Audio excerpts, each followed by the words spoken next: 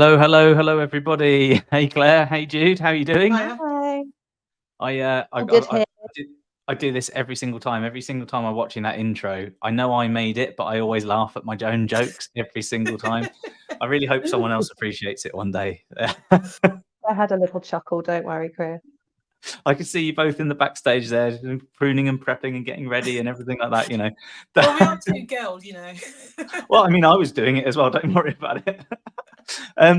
Whereabouts are you today, Jude? You got your green screens. I'm guessing you're working from your home office. Whereabouts is that?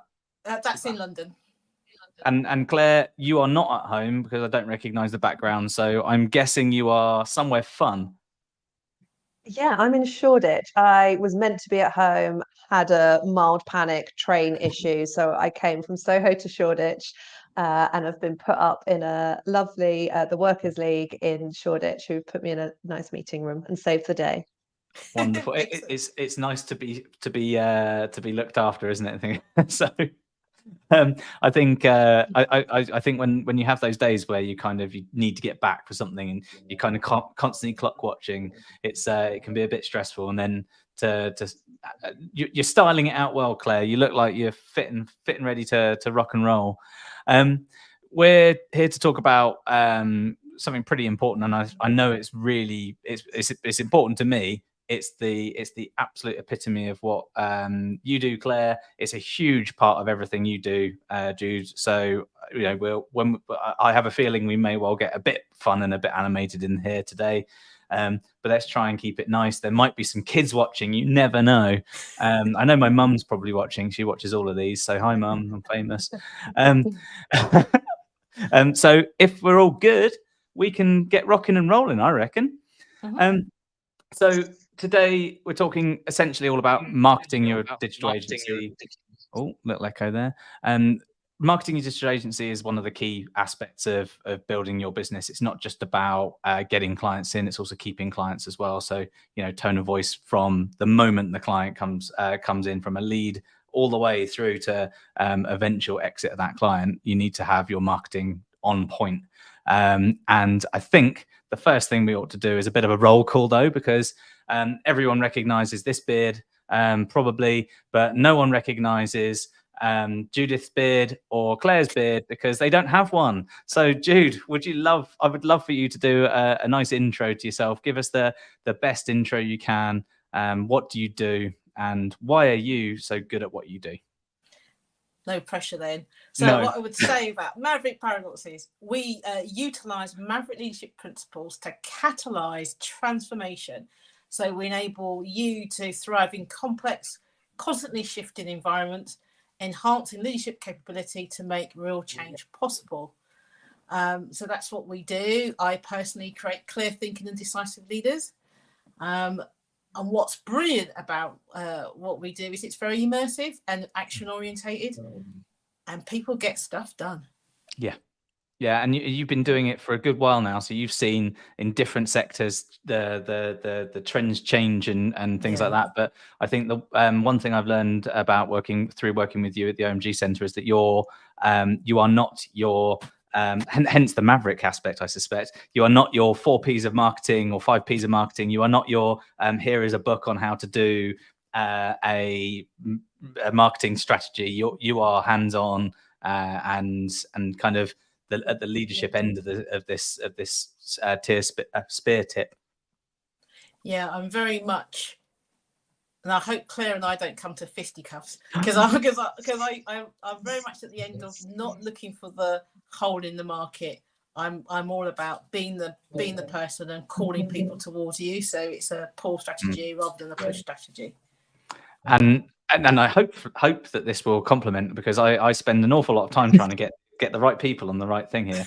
Claire, you and I met actually only the beginning part of this year, and ever since I think we've probably spoken and worked together quite a bit on a few different bits and bobs here and there.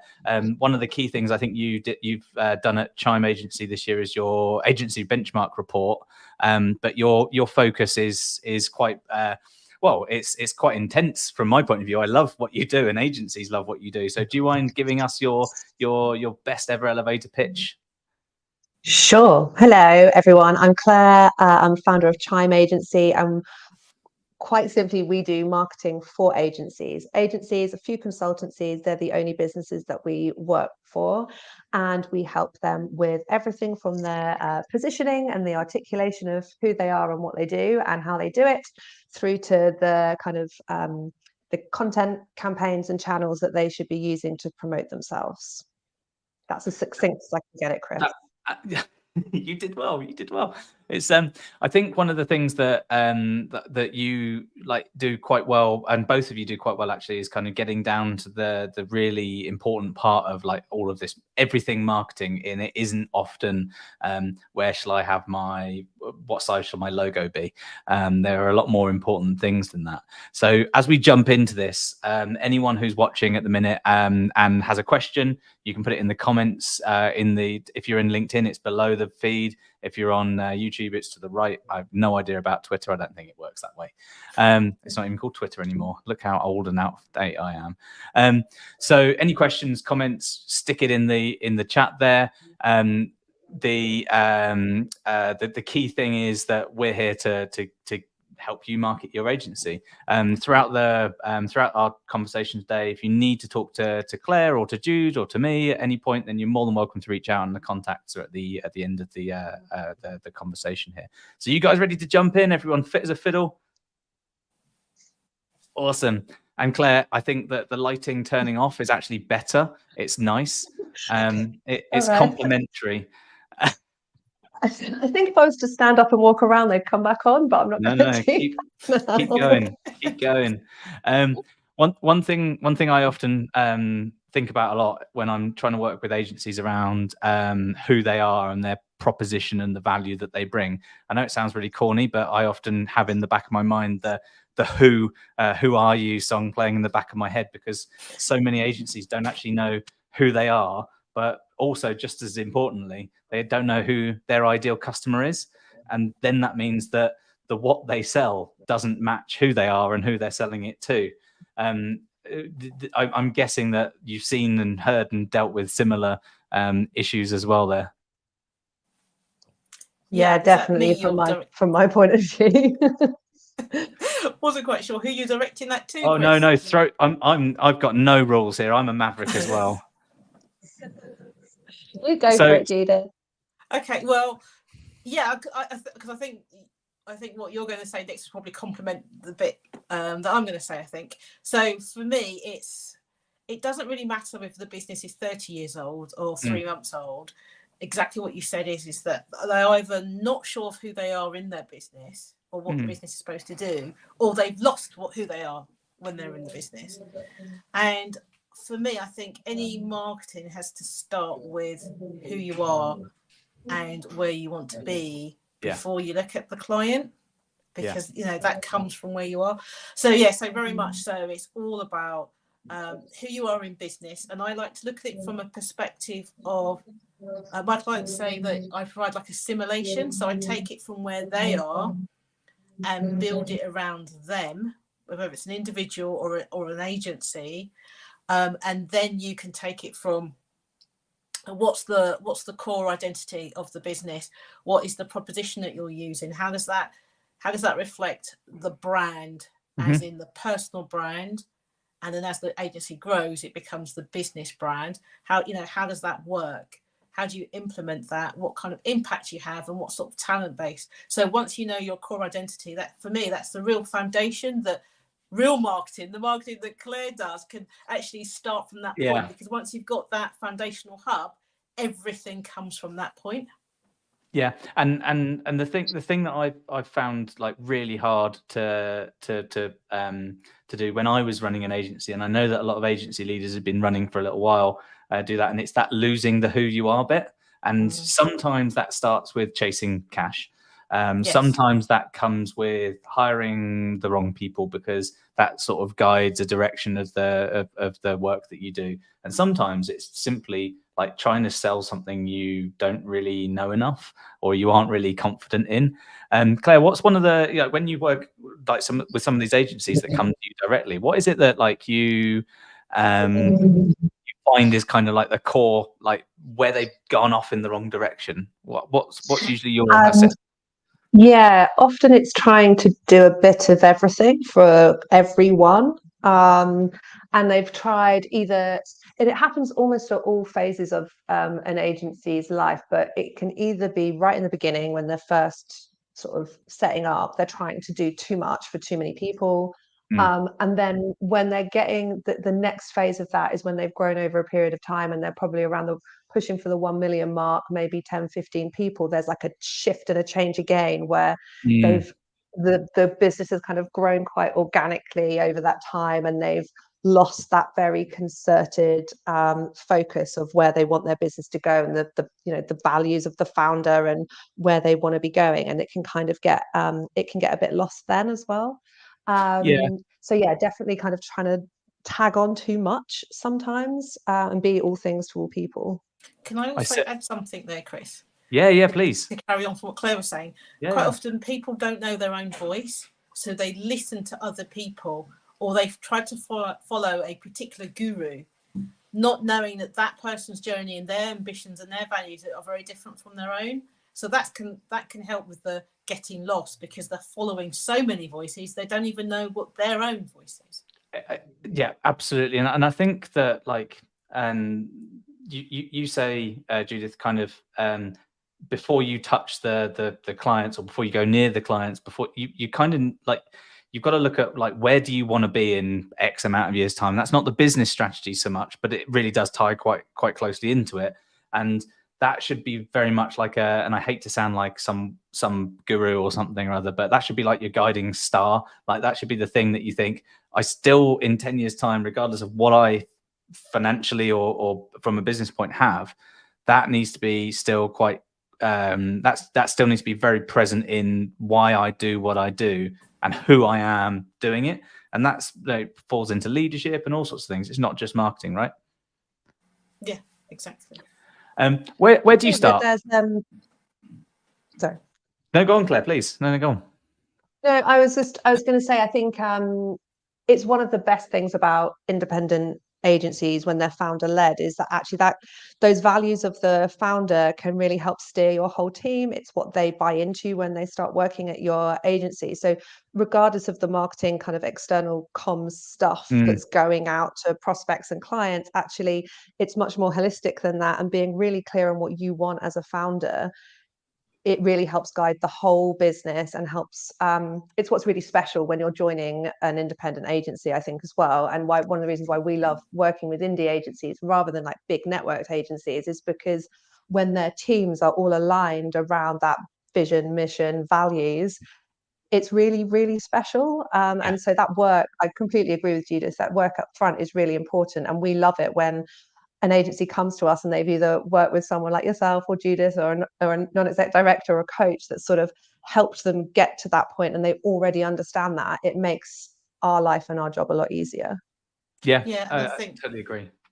I think just to add there is all businesses start off with the personal brand of the individual, but that founder needs to understand at what point do they need to develop their own brand for the company, and to start to pull the brands apart a bit so that they're tangential, but they're not the same, because you can't scale, you can't grow if the business is the founder's brand, because it's going to be curtailed.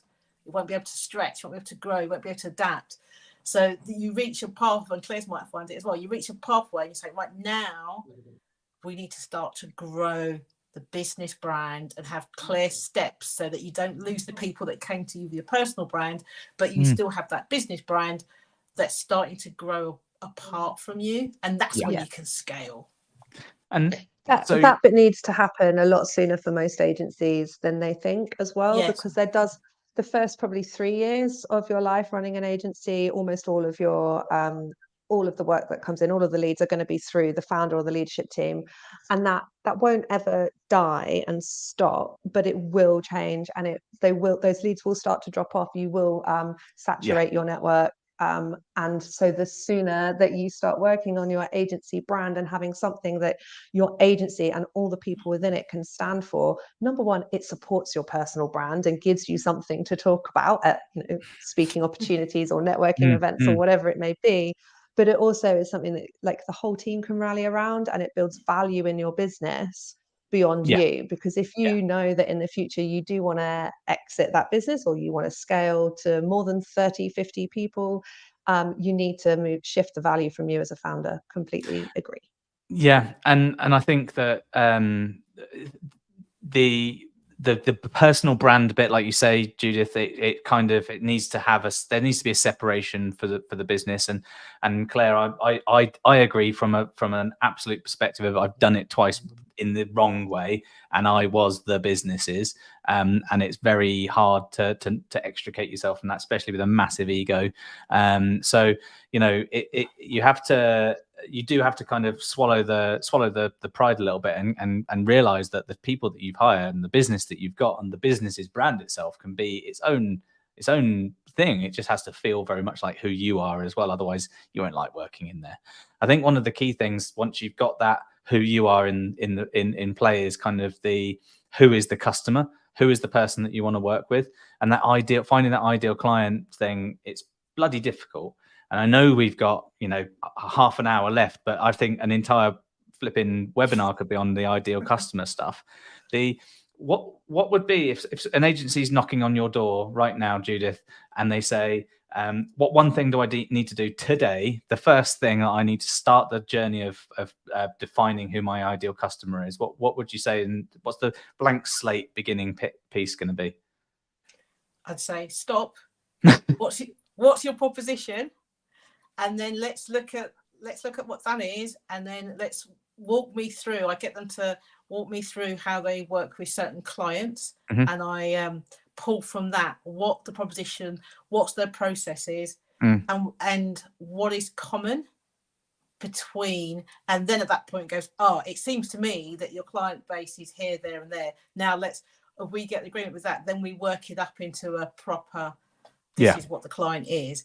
But it has to come from, I think if a business has been going for a while, it should come from where the clients are to check. So that enables us to check the right processes that you use. So like for me, my processes is strategize, innovate, execute by process.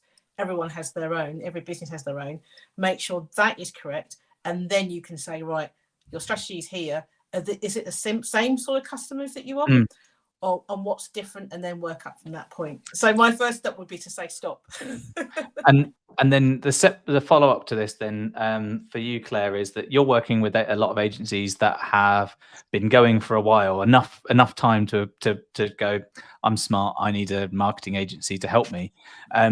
Where do you go from the position of you've got to work it out from a running start? They're already moving. So how do you start to sort of unpick some of these potentially bad habits, but also just incorrect reasoning? Yeah, it's really interesting, and there isn't really a one size fits all approach, because it kind of depends where they are on their journey, right?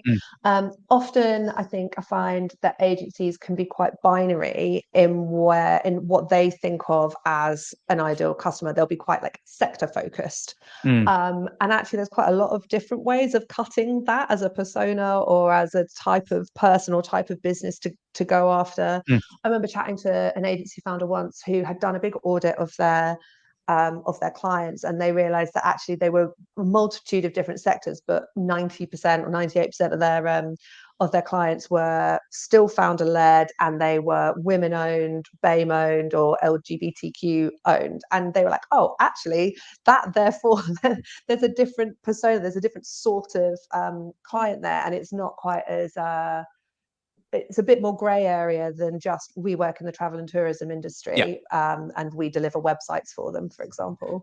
So helping them look at their current work and current profile in a slightly different way, we try and do if that's an issue for them.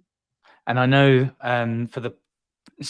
like I say, we should definitely be doing about 8,000 more hours of webinars on this stuff. But I think when you know who your audience are, who your customer is, and you know who you are, and you know your proposition, what the heck is it I'm selling, then you need to move into this, building an effective marketing strategy. And I know I've called it the Judith Germain approach, but I know that this does encompass a huge amount of your core identity, work. I know it is that you've got to know where you want to go, and you've got to maintain like a decent level of consistency. But like, where do you start?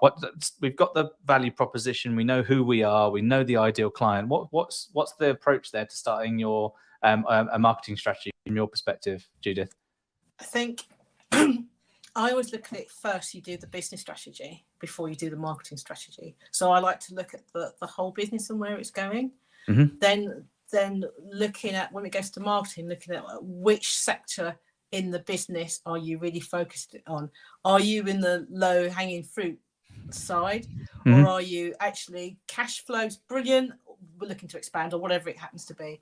And then when it comes to looking at the market strategy, the next step for me is looking at the solutions that you provide, because people tend to be very functional. You know, so for example, I worked a lot with marketing people who say, well, and PR is like, I do PR, marketing, and branding. It's like, what does that mean? You know, so it's like, what are the solutions that you're providing? What are the challenges you're providing? And we then tend to work those up into viable services or product lines. So looking at how well is that aligned to what they want to do, what the client wants to receive, and is it positioned in a way that makes it easy to buy? You know, because quite a lot of people tend to use a lot of jargon, because if everybody knows what SEO is and all this sort of stuff, it doesn't mean that your end customer understands what that thing is. So I like to help them create service bundles or product bundles that are easy to understand and easy to buy, rather than we'll pay you every month for some digital marketing, but they don't know what that is. You know? And I don't know about you, Judith, but I see quite often agencies trying to TM their process, the way they do it, and actually usually those processes are almost always, they're pretty similar across the board. And I think trying to productize the services and what the offer and the proposition is a better way of trying to have something that's ownable than just leading with the process. Yeah, because I think when you have an external that's involved, they're not bought into like Chris says, the ego or the history. It's just, no, I don't think people will buy that, or yes, that's buyable if you just change it this way, you know, because you the only skin in the game you've got is to make sure that they succeed. And I think that, you know, there's no point in doing any of this without kind of knowing what the outcome you need from your marketing to be. And I said it kind of at the top of the show that it isn't just getting in new leads. There's a retention aspect to marketing as much as anything else. But where do you start, Claire, when it's like, when you've been brought on with an agency, we've got quite a lot of the beginning parts in place, and it's now at the point of where we're, you know, defining what some realistic goals might be. I know all agencies are different, and they've all got different maybe niches or different services and regions that they're working in. But like, how would you test whether a goal was realistic for part of their strategy? Oh, interesting. How do we test whether a goal is, I mean, the goals are going to be very much led by the business strategy as well, but also like the budget and the resources that they've got available to them too. And so that always has to come into play, and how they structure their teams, how they're actually physically going to do the work to the marketing work that needs to be done. That would always have an impact, because if they've got a huge marketing department versus actually the reality is it's going to be the founder's VA, EA that's doing a lot of the doing, and they've, you know, a 10 grand budget versus 150 grand budget, that's really, it's a big spectrum. And so that would obviously steer the goals and the ambitions to align with whatever the business goals are. And for us, in terms of consistency and getting that, you know, the consistency of drumbeat, it's definitely looking at the people and how you structure your teams, whether you're doing it internally and trying to spread marketing across your whole business or across a portion of the business is very different to having a dedicated marketing person, or to bringing in outsourced support from someone like us or freelancers or whatever it may be. And you kind of need a slightly different strategy for each of those approaches. But whatever you do, however you structure it, you always need really clear goals, a decent brand tone of voice, having all the positioning stuff in place like we spoke about, and giving whoever it is that's going to action it a budget, whatever that may be, no matter how big or small, because it will help them be more consistent, and help you be more strategic.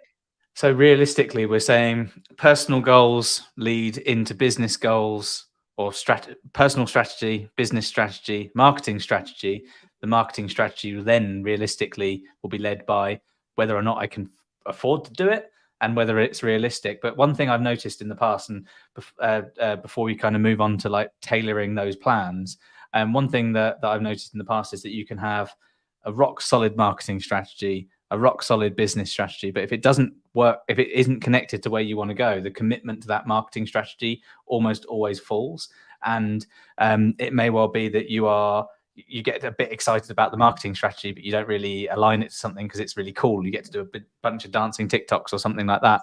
A real strategy is a little less, say, fun. You can enjoy making them, but they're more led by realistic aims and expectations. And if your expectations for your marketing strategy aren't necessarily aligned with your personal expectations for 3-5 years in the future, someone of those three things isn't going to be happy. Claire, I know that you, because you work with lots of agencies, and we're talking about different shapes and sizes and colors of agencies and all the different wonderful things that they all do. Sometimes even size of agency is a factor in how hard they can hit with their marketing from a budget and scale point of view. But also there's a huge part of the fit for them personally and professionally. And I know that you spend a lot of time kind of making sure that your team tailor things in the right way, so it's not cookie cutter for agencies. Where do you balance the need for, there are some things that you just have to do, and then these are bespoke for different agencies, like a personalized style of plan. Yeah, there's definitely a balance between having kind of the drumbeat marketing content, the stuff that just shows that you're alive and kicking, and there's a balance of that. And for some agencies, that may be quite simple and basic and actually be able to be handled within the team really relatively easily. And then there comes this point where actually your agency really needs to have something that it can stand for and be known for. And our stance on that is that there isn't really a silver bullet. I've had this question asked a number of times by agencies, like, if there's one thing I could do, what's the one thing? If you were to put your money in one area, what would you Bitcoin. do? And sorry, there really isn't. It really does depend on all of that work that's gone before, and what your goals are and who you are. But the one thing, the closest that we've got to a silver bullet is practicing what you preach. So if you are a PR agency, making sure you do some earned do some earned media coverage. If you are a PPC SEO agency, making sure you're using that channel most effectively. That's the closest we can get as a starting point, is practicing what you preach. And then ultimately, where we want to get to is helping an agency find that big kind of hero moment, the one big thing that they can ladder back to their positioning that will fuel their full funnel, from awareness, from PR, from speaking ups for the founder and tapping into the founder's personal brand, all the way through their sales funnel, down to prospecting, sales calls, pitching, proposals, all the P's. What's the one thing that they can create and really own and become known for, and that's what we try and help them do. And some of these hero moments, key aspects of marketing for an agency, you might you do your baseline, be on Twitter and whatever else, but some of these hero things are like genuinely known for moments. And that's where someone will say, hey, did you read that industry report on PR? Yeah, it was done by PR Corp. That was great, wasn't it? Oh, did you know so that the example I use, the kind of classic example that I use is Edelman's Trust Barometer. They're big, massive independent agency, but all over the world, and they are known for trust. They are the comms consultancy that are known for trust, and their Trust Barometer has been going over for probably decades now, and that's the one that most people know of. But actually, it can be done. Something like that can be created to a greater or lesser extent by almost any agency of any shape or size or color. It's finding the one thing that really kind of chimes to them, ladders back to them and how they operate. And if you can build something that becomes part of how you operate and how you deliver your services, it means that you can bring everyone in the team in on it. It's not just the founder, it's not just them. It can become part of how you structure your business and operate. I've just had a really good question come in on the chat, which I think ties nice and neatly into this kind of adapting to and embracing change point on that slide there. There's a when things aren't going so well, you need to adapt. You need to embrace some change. Also, when you're making a marketing plan, you need to embrace the change and stick to it, because sometimes making changes doesn't feel all that comfortable. And I know, Judith, you work with a lot of agencies and lots of businesses where you do the uncomfortable bit quite early doors in order to, not just get it done, but also be able to progress with quite a lot of the important bits. But when it comes to having to make change because ROI isn't doing so well, you need to, I'm sorry it's blocked your face there, Judith, but I can still see you. So Andy's just asked, in your opinions, how do you measure ROI on marketing budgets, especially when talking about digital marketing agencies? God, Andy, you write a lot, because often you end up in potential clients' radar. Not going to read the entire thing, but is there a general rule for measuring return on investment for some of the less directly proportionable aspects of marketing? So, you're on the radar, someone knows you exist. How do you measure your ROI there? What would you look at, Judith?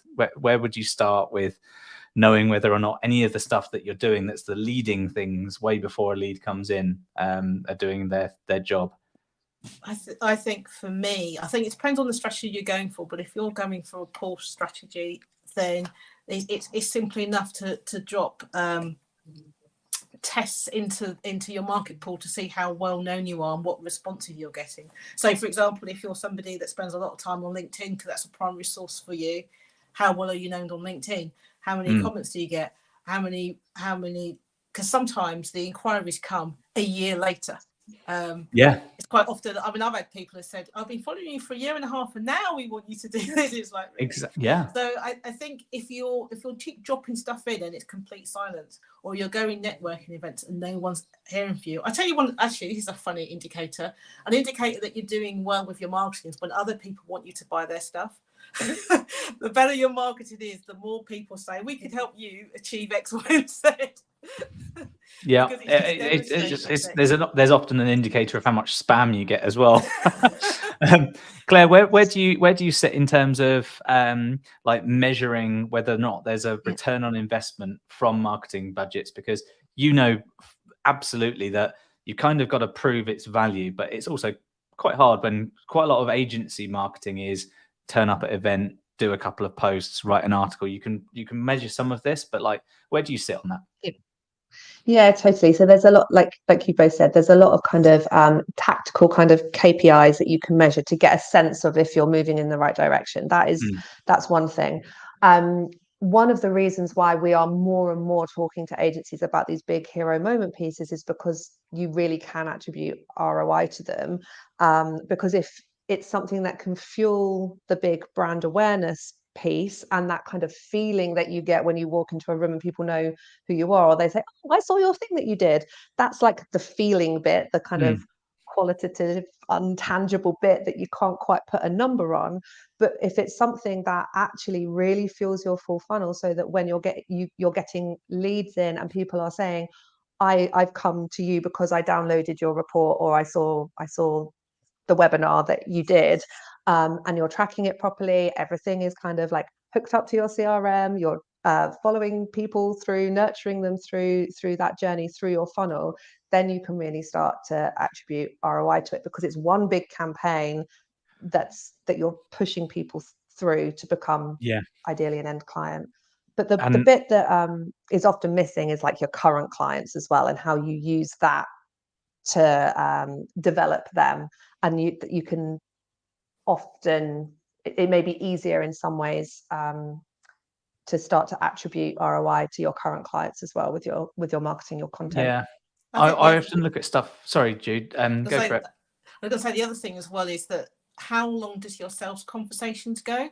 So when you're first starting out or you haven't got your marketing messages right, sales can take a long time. But as you get tighter with that and get more well known, the sales calls are a lot shorter. It's not unheard of for people to phone up and just say, how much is it? Because they've done all their research already and they just got money in the hand and they want to spend it. So that's quite a good measure is how short are the sales calls that you need to make. Absolutely. And similarly to that, I find that when you have a sale or a lead that comes in that almost has the same, aside from it definitely being a referral, it feels like it's a referral. You feel like you already knew that person, or that person feels like they've come through someone that you know. That often is a good indicator that the marketing you're doing on a larger scale externally is also working out. I'm a big fan of like looking at things that are leading indicators of future success. So, okay, you can't do the maths effectively, but 1 million impressions online over the course of X amount of time, mathematically, if that turns into this many visits to the site, turns into this many other things, you can apply similar kinds of things. 100 telephone calls or 100 handshakes at networking events usually turns into 3 pitches. And I sell 1 in 3. So therefore, I need to make 100 introductions, 100 handshakes at networking events that often have 20 people at. I need to go to 20 networking events in order to say hello to 100 people to get 3 pitches to do 1 client. And I like being a bit nerdy, and I've got a spreadsheet for everything, but you can measure some of those leading indicators as future guidance towards the ROI, because it can take months. And some of the bigger pieces of marketing, like the hero stuff you're talking about, Claire, that's not do the research and bam, it's live. Yeah, it might go live in 2 weeks. And that's to Andy's point there, that he's just added in another kind of comment saying you initially need to measure return on attention, so people noticing you rather than actual ROI. And yes, absolutely, those bigger pieces you first. So I can speak relatively authoritatively on this because we did it for ourselves. We wanted to be our own best case study, so we did our own piece of research looking at agency marketing. And initially, almost immediately, I was walking into rooms, into networking events, and people that I didn't know were saying, I know you, yeah, I've downloaded your report, that was really good. And it's now kind of, and we did win work very quickly off of that, but now 3 months on, the leads that are coming through are saying, we saw a webinar you did where you spoke about your research, and it's fueling it. But that's 3-4 months on, and sometimes depending on your sales cycle and seasonality within your industry, that could be even longer. So yeah, I agree with Andy there too. I think that's so true. I remember being a columnist for a magazine, and I turned up at their conference, and all these people kept coming and telling me all this stuff. And I couldn't figure out why. And I suddenly thought, they see me each month and they think they know me, which is why they're telling me this deep stuff. Because it's just that brand awareness sometimes, isn't it? Yeah. I've got a question that's coming from Kevin here. And I think I know my gut feeling and the answer. And I have a feeling, knowing both of you, what you're going to say. So I'm going to put this question up. And Judith, you go first. So Kevin says, do you advise boutique / SME agencies to participate / also spend in marketing awards to show potential clients some credibility? So where do you sit on that? I think that if you're going to pay to be in an award and you only win the award because you've paid for it, that doesn't give you credibility. If you're paying to speak at something, and it works and it makes sense in terms of your marketing and the return on the investment, then yes, do it. Personally, I think it's better to build up a brand so people pay you to talk. That's my preferred method of getting paid at speaking events rather than paying. But if it's the right place, and you know that you know how to convert that money into sales, yes. But that only works if you have a great proposition and a great way to convert. Otherwise, you're throwing your money away if you don't have a proposition and you don't know how to capture that sale. Yeah. And Claire, where do you sit on this? I know that Chime won an award, and I know that awards are a big part of the digital agency space. There is, to Kevin's question, I guess the answer isn't yes or no. It's a typical agency, it depends, but the depends piece is quite important, isn't it? And I think that what's your stance on this one? Yeah, I think it really depends on the awards. So if you have a very strong sector focus in your positioning and they are sector awards, and you are, so we've got a client, for example, who they are they're an agency, a web agency that works exclusively with visitor attractions. They put a piece of work in for an award that we had worked with them on, a big hero moment. That was up for an Innovation of the Year awards within a very specific sector, sector awards, the Museum and Heritage sector awards. That makes total sense. They're like in there for a piece of work that they've done, that they're providing the industry, talking to all of their potential customers and clients. That makes total sense. There are awards that have kudos within either our Marcoms digital space or within our sector that absolutely, if you have the right, if you have award-winning work, enter them. But I think part of entering awards for me is being really honest with yourself as a leader and as an agency, because just because you've really enjoyed working on something, just because it's had pretty good results, or just because actually it's really creative, doesn't necessarily mean it's award-winning. So you've got to be really take a good hard look at the work and make sure all of those things are in place if you're looking at entering campaign work in. I'd also say that entering awards is part of a broader fame strategy. If you're wanting big awareness for your agency and it's because you know that you're needing to go on a big recruitment drive, or it needs to be part of something else. So we entered a lot of agencies last year, beginning of this year, because it was important for us to, as a new agency, we've been going 18 months, to move away from me and my personal brand and to start doing stuff for us as an agency brand. And so it was part of an awareness strategy, and so that's why we entered awards. If we've not got the work to enter, and you will not, as an agency, you will not every year have award-winning campaigns, so doing it just as par for the course isn't probably the strategy that I would take. But if you've got a particular hero campaign or it's part of a wider strategy, then absolutely. Totally agree. Just conscious of time. Well, Kevin, hopefully we've answered your question. Sorry, mate, if we haven't, but you know that both Claire and Judith have got hours to talk about this stuff. So get in touch with them. You're more than welcome to speak to them specifically about this. On the last kind of key part here, I feel that it's better to have 3 leads from expensive marketing that are the right 3 leads than 3,000 terrible leads. There's a lot of different ways that you can do that, and I know that there's some agencies that scattergun email outreach, and there's some that may well get awards in order to build trust, but there's quite a lot of different ways you can kind of focus on this. And one thing I quite like to look at when I'm talking to agencies myself is, if the lead comes in and it isn't going to be fun to work with, it isn't a fit for me, the fee isn't going to be able to be paid, then I'll flee. And by flee, I say, thank you very much, this isn't the right time to work with each other.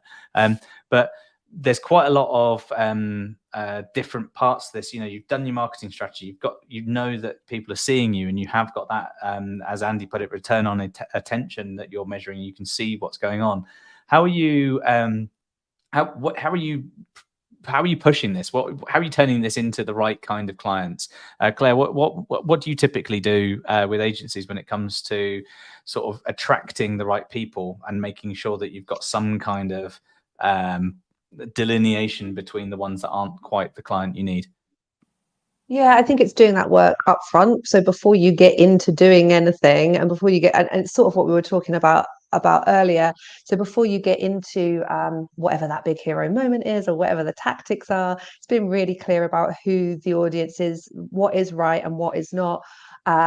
Your business, and we go through, similar to you, we score all our clients and prospects on a fun, fame and fortune ranking, and I know that, like, lots of agencies will have their own kind of new business criteria that they'll use, but have a criteria and be really strict with it. It's really difficult in really challenging times, which our industry is in at the minute, that all of us can get detracted by shiny objects a little bit, and veer from that ideal customer profile. But as much as possible, trying to stay strong and true to that will serve you well in the future. And Judith, I like to, I feel like I beat the same drum all the time, but I always say to agencies when they're doing any marketing, from going to a networking event, being on a lovely webinar, going and writing articles, whatever it might well be, you kind of have to make nurture in your nature. So that tiny touch point with some person you've never met before, that you would normally not consider even as a client right now, you kind of nurture it in a nice way, and years into the future, you know, some of this stuff it takes a long while for them to knock on the door and ask you, you know, how much. How do you balance this sort of stuff when you're working with agencies? Like, where's the balance between nurturing potential leads and kind of making it a nature within the business, but also not, you know, overcooking it, because, you know, it costs money and time? Well, nobody wants to be spammed at either, as well, isn't it? No. I think if your marketing is part of it, I think, is making sure your marketing is clear as to what a good customer for you is likely to be, so that when you are actually marketing, whether it's content marketing, ads, or whatever, you're making it really clear, this is the type of person I want. I think for me, I think nurturing, I love farming. I much prefer to be a farmer than a hunt my prey and kill them type person. And I think that comes down to having a strategy, however loosely that is built, around touch points, but meaningful touch points. So, for example, if I'm talking to you, Chris, and I know you're interested in certain things, if I come across an article or something like that, I'll send it to you because I know you're interested in it. And I do it because I know it's useful for you, not because I want you to buy something next week. And I think when people know you're trying to get them to buy, it doesn't work. So I make sure that, like, if I go to the networking event, I'll only take someone's business card if I actually want to stay in touch. If I don't want to, I just don't take it, so that I don't even spend that time. And I think if people can see that you and your agency is honest and transparent in its desire to help you, then you're going to be the person they're going to contact when they need you, because you're there all the time. As people have said to me, you're there all the time. I'm not there all the time. It's just that if I see something that I remember, 6 months ago, Claire said she was really into this, I'll send it to her, you know, because that's just who I am and who the business is. And that's what our clients like anyway. And it works quite well because, you know, it is genuine. You do give a damn. First of all, thanks both of you for being on. I know that we could have made this several hours long. We probably should try a version of that, and with some coffee at some point. Anyone wanting to get in touch with any of these guys, follow the links, type the things in, say your hellos and have a chat. Jude, you've got 2 Twitter things, so I put both there. I'm not sure which one you prefer, but all of the other links point to LinkedIn's and profiles on various places and things like that. If you want to have a chat with Claire at Chime, build a hero moment for your agency, give her a shout. I'm sure she and their team are ready. If you want to go hard and you want to get that proposition right and you want to get it done properly, Judith is your person, your go-to. So speak to her. She's a machine at this stuff. Thanks so much to you guys for coming along. Massive appreciation. This has been I've enjoyed it. I don't know about you two. Yeah, it's been fun. Awesome. Yeah, thanks, Chris. Thank you so much. And everyone else, enjoy the rest of your day, whether you're starting it or ending it, and we'll hopefully see you all at the next one. So bye-bye.